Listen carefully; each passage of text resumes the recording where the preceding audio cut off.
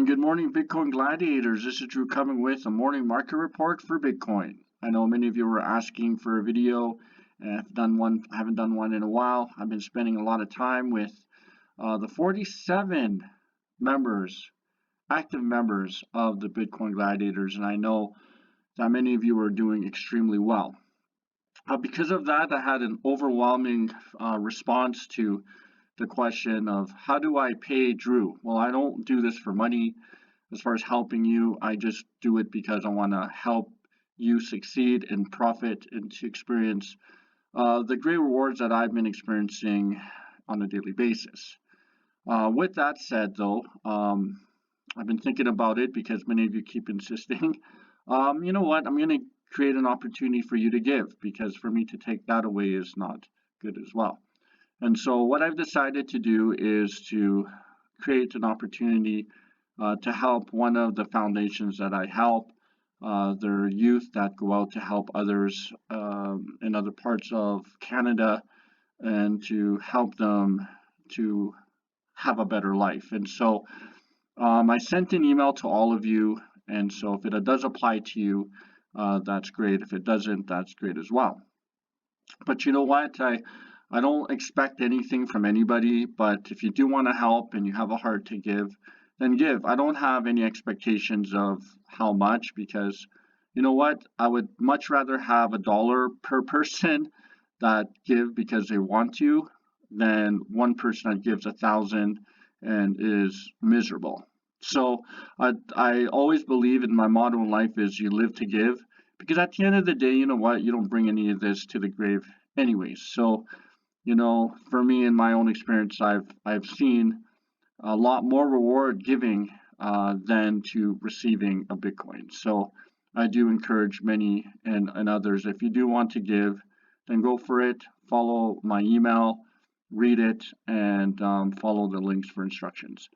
Other than that, let's get right into it. The Bitcoin is doing very well. I know many of you are asking what's going on, and there's been a lot of up and downs.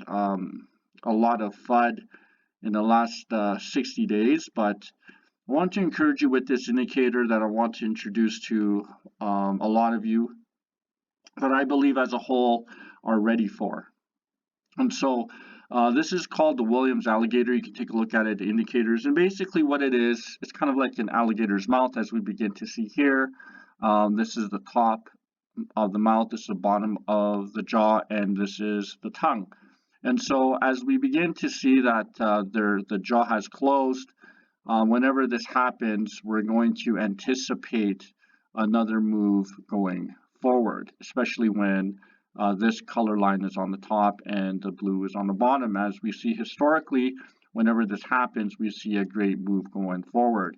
And so as we look at this, I want to show you that this line over here, as it begins to form, it creates a support.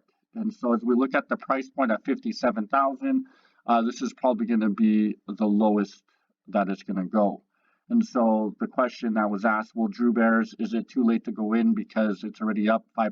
I say absolutely not.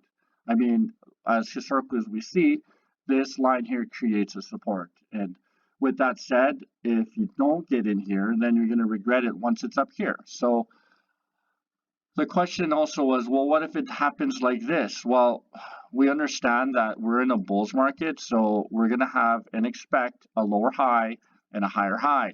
So with that said, we're going to expect this to continue to rise, because we begin to see here, this is again another higher low. So other than that, I want to encourage you, we're in a good bulls market. You can't go wrong. Your trend is your friend.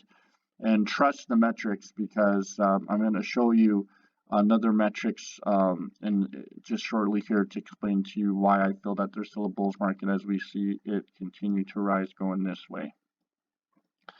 We see that as it continues here. Other than that, moving on to the halving, we begin to see, and many of you have been asking me, texting me, emailing me about how does the halvings work, and I could explain this to you in great detail, which could take probably 8 hours for you to understand it completely, but there's no reason. I mean, The only two questions are these two that you should be concerned about. A, what is halving in general, and B, how does it affect the price of my asset?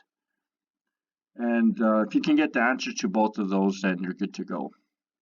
So the first thing is, what is halving? So basically, at the end of the day, when there is halving taking place, happens every 4 years. It just happened in May of 2020.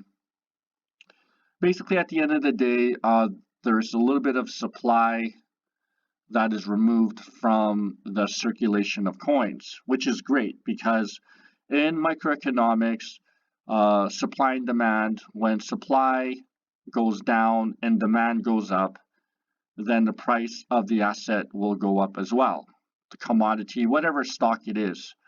So as we begin to see here, they've implemented, when they created the Bitcoin, and crypto as a whole, they created this halving in which at the end of the day there are some of the coin that is removed from the supply. And so as we begin to see over here, let's go back historically, the price before a halving happens, there's a price drop as we can see here, but then look at what happens, right?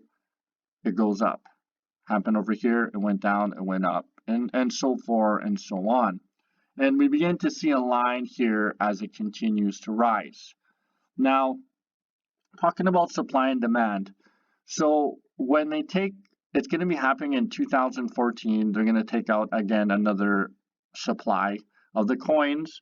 And so what we're going to expect it to come down again, but this line over here is an indication of the new bottom anyways. So it's not going to go down that far, right? And it's just going to continue to rise. And as we see the line here, we're expecting it to go to another 82,000 in the near future. So with that said, halving is great, but why does it come down here when halving is great initially? Well, you have to remember there are the bulls, there are the whales that have a lot of money that can not control it completely, but they do have a bit of an influence, and that's just part of life that we have to accept because we don't have the billions and billions of dollars to pump into this crypto.